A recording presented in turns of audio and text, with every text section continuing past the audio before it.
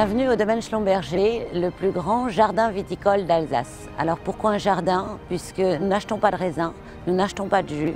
Nous cultivons notre vignoble et nos raisins exactement comme chacun d'entre vous cultiverait son potager, avec le même soin, avec la même attention quotidienne.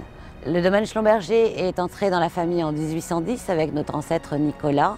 Mon frère Thomas et moi-même sommes la 7e génération en charge de ce patrimoine.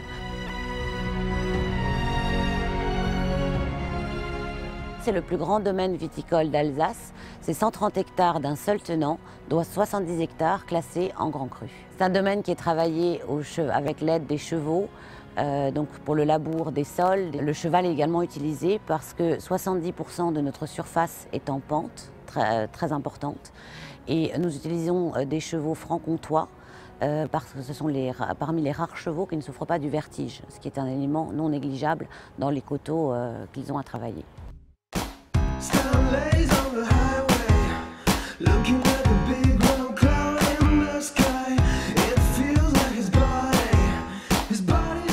Le Grand Cru en Alsace, c'est exactement comme le Grand Cru en Bourgogne. On est parti d'un morceau de terre qui, de par ses spécificités géologiques, de sol et climatiques, d'exposition, sont des zones connues pour produire des vins de très grande qualité.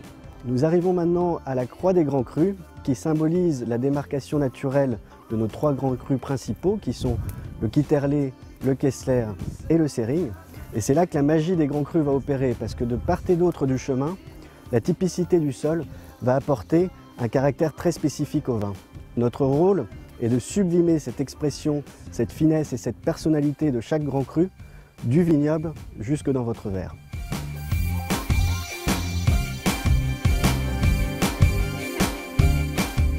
Nous sommes dans la cave des domaines Schlumberger. Toutes les fermentations se passent dans ces foudres centenaires. Nous avons la chance d'avoir 120 foudres dans cette cave et à peu près 120 parcelles dans les vignes. Donc chaque parcelle de vigne va être vinifiée séparément afin de préserver la notion de terroir dans nos vins. Donc ces foudres centenaires vont préserver la neutralité de la fermentation et donc cela va permettre de conserver le côté fruité et l'équilibre de nos vins.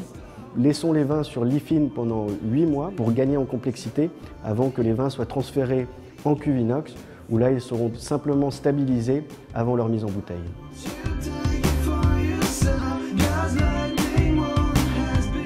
L'Alsace est une région magique quand il en vient à la diversité des vins produits dans cette région.